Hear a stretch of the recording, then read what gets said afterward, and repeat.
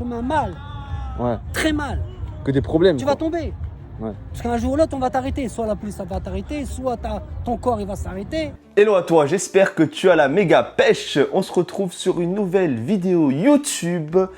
Et cette fois-ci, je change de format puisque je vais commencer à tester un nouveau format où l'objectif, ça va être de commenter des rencontres, des interviews que j'ai pu faire récemment avec des personnalités inspirantes. Ce que l'on peut appeler les interviews wake up parce qu'ils sont là pour réveiller ta conscience, réveiller ton esprit et ne pas trouver des excuses pour continuer à aller de l'avant. Et pour la première interview, on se retrouve à Marseille avec un ancien qui s'appelle Slimane. Chanter Enchanté. Slimane. Slimane, je m'appelle. Ok. Tu as quel âge? J'ai 60 piges. D'accord, franchement, tu les fais pas. Moi, j'aurais dit 40, 45 quand je t'ai croisé. Bon, pour un peu remettre le contexte, on s'est croisés, on a fait un petit entraînement ensemble. Il y a quand même des discussions assez enrichissantes au niveau du sport. Je voulais savoir comment le sport, ça peut vraiment aider un jeune à se réinsérer dans la vie, que ce soit socialement parlant ou professionnellement parlant. C'est une bonne question. Tout a à voir avec. Il faut être très sérieux quand on fait un sport. Et il faut être. Comment dire? Il faut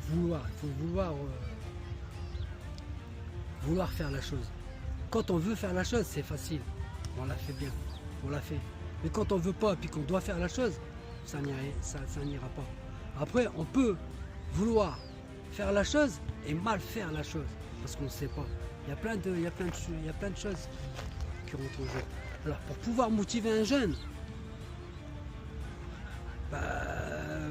pour moi, la meilleure motivation, c'est tout ce qui est négatif, il faut le jeter.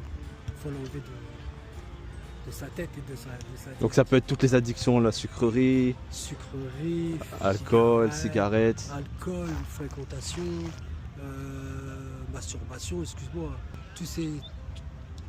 Toutes des addictions quoi. toutes ces toutes addictions ces addictions. qui ne servent à rien. Les cafés, aller traîner dans les cafés, regarder son téléphone. Non, c'est pas bon tout ça. Combien de personnes finissent comme Walid à 65 ans en train de gâcher leur vie au PMU, en train d'espérer de gagner leur vie avec des paris sportifs et en parlant de politique pour espérer qu'une personne, un parti politique puisse les sauver et enchaîner les cafés, les cigarettes. Eh ben, c'est concrètement tout ce que vient d'expliquer Slimane. Toutes nos habitudes façonnent notre vie future. Ce qui veut dire que lorsque Slimane m'explique les petites addictions qui peuvent commencer par les sucreries, l'alcool, les mauvaises fréquentations, les cafés, la cigarette ou bien encore la masturbation, toutes ces petites addictions accumulées avec le temps mènent un humain normal, un être humain normal à la médiocrité. Puisque tu n'as plus d'énergie, tu n'as plus envie de faire du sport et tu n'as plus ce peps en toi qui te permet de te battre et cette volonté de surpasser les différents aléas de la vie et défis de la vie. Mais ce qui va suivre est encore plus fort. La meilleure motivation, c'est ce qu'on veut nous-mêmes d'abord. C'est ce qu'on recherche nous-mêmes. Et après, par rapport aux personnes qui font du street workout, c'est vrai qu'il y a quand même beaucoup de gens qui font par exemple du street workout, qui s'entraînent pas vraiment sérieusement ou sinon qui vont à la salle de sport et qui font plus le haut du corps et ils négligent le bas du corps. La base. Comme je disais, on peut vouloir faire du sport, on peut vouloir changer et tout, prendre une décision.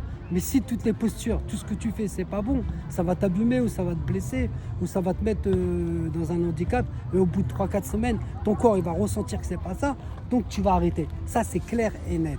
Parce que tu respectes pas les choses. Maintenant, si tu fais les choses proprement, avec étirement, avec du sérieux, tu viens souvent, tu manges bien, tu bois bien, tu respectes ton corps et tu respectes ta chaîne de travail, là tu vas prendre. Mais si tu viens, tu passes du coq à l'âne, je fais les jambes, après je fais le haut, après je fais les abdominaux, je fais les pecs, je fais comment ils appellent ça, des muscle-up ou quoi ou qu'est-ce. Ça sert à rien si c'est mal fait, ça sert à rien si c'est des choses qui servent pas à grand chose. Pour moi, après, quand tu regardes les mecs quand ils font du sport, ils sont tous forts en haut, mais en bas, il n'y a rien. C'est une grosse erreur. L'erreur, c'est qu'ils sont hyper balèzes en haut et en bas, il n'y a pas de jambes, il n'y a pas de fessiers, il n'y a pas d'abdominaux, il n'y a pas d'équilibre. Il manque des choses. Et tout ça, ça s'apprend avec un coach, ou alors en salle, ou alors avec des personnes qui s'y connaissent.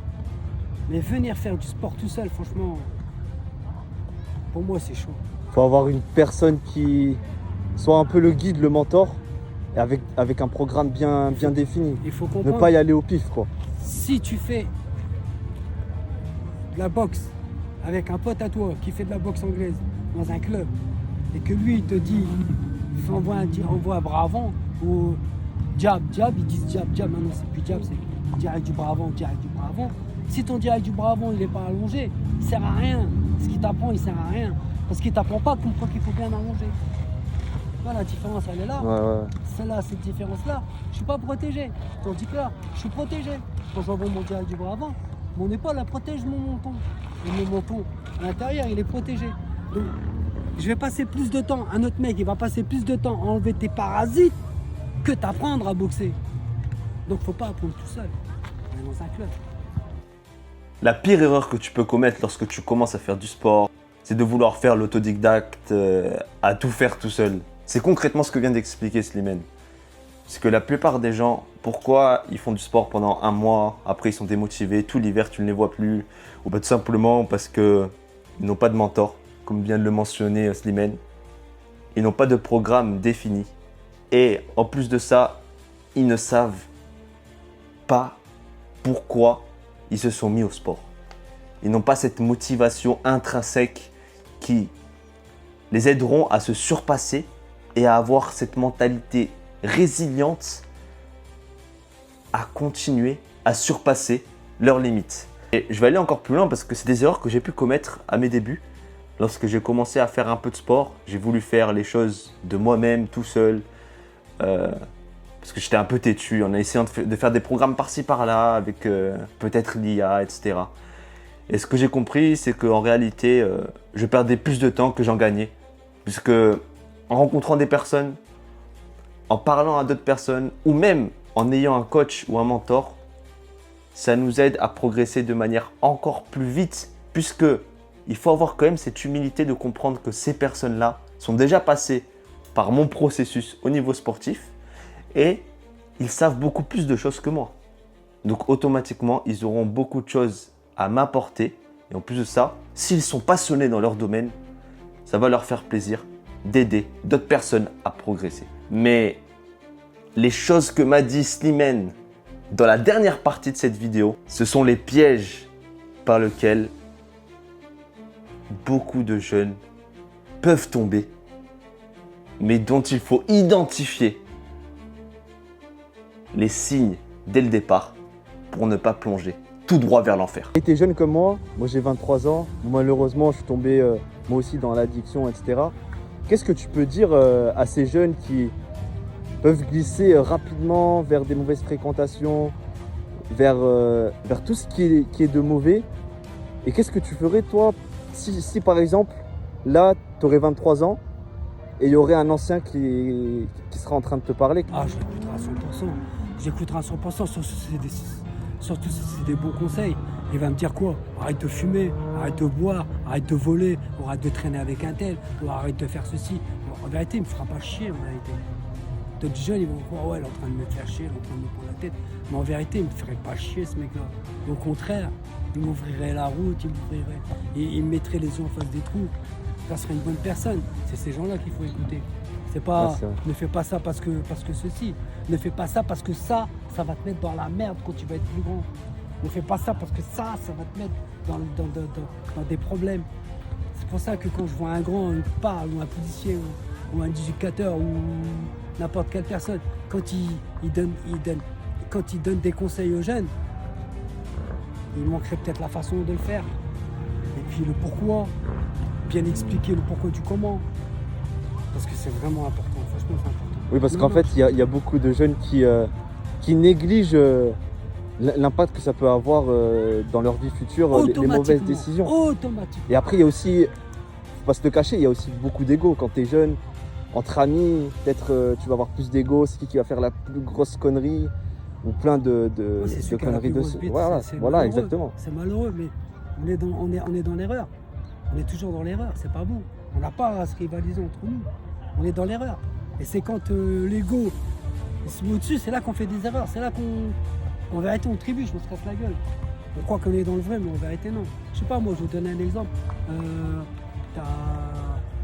T'as fait un coup, t'as acheté 100 balles, t'as acheté 100 grammes de shit, tu l'as vendu, et ça t'a ramené, tu l'as acheté 450, ça t'a ramené 900 balles. Ok, t'as gagné 900 balles, t'as gagné 450 au double. Mais cet argent-là, il est pas...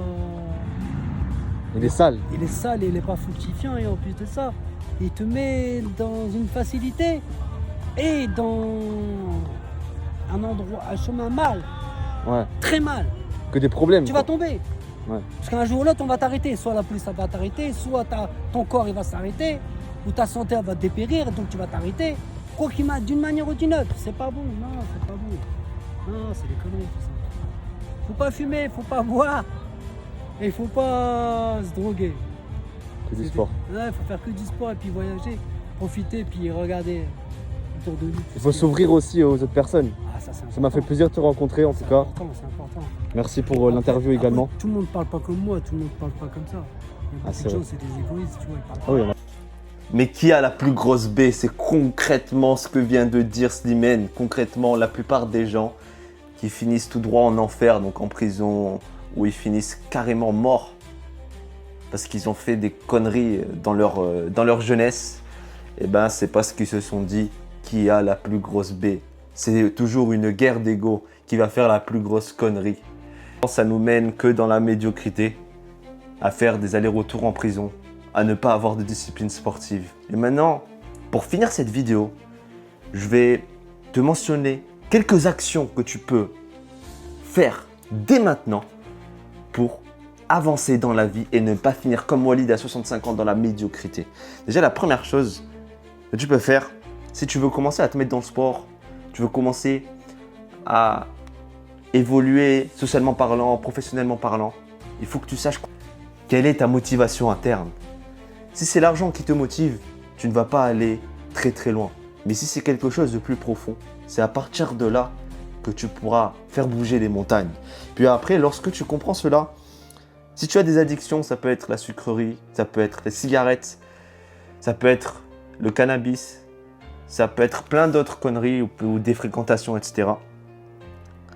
Essaye de comprendre quels sont les avantages de ces addictions et quels sont les inconvénients. Pour te donner un exemple simple, moi je fumais beaucoup de cigarettes et lorsque j'ai compris que l'avantage que je mentionnais lorsque je fumais des cigarettes, c'était une illusion de ne plus stresser, et les inconvénients c'était que je puais de la gueule, mes vêtements puaient, c'est trop cher, 13 € le paquet en France, etc. etc. J'ai compris qu'il y avait plus d'inconvénients que d'avantages à fumer des cigarettes. Une fois que tu as réalisé ces deux actions, et ben la dernière chose à faire, c'est de commencer à t'entourer des bonnes personnes et d'aller de l'avant, pas à pas. Et pour t'entourer de bonnes personnes, n'hésite pas à t'abonner à ma chaîne YouTube ou à mes réseaux sociaux directement, Jordan Lapêche, puisque il y aura encore plus de personnalités inspirantes qui seront là pour te réveiller ton esprit et te motiver à continuer à garder la pêche en toutes circonstances.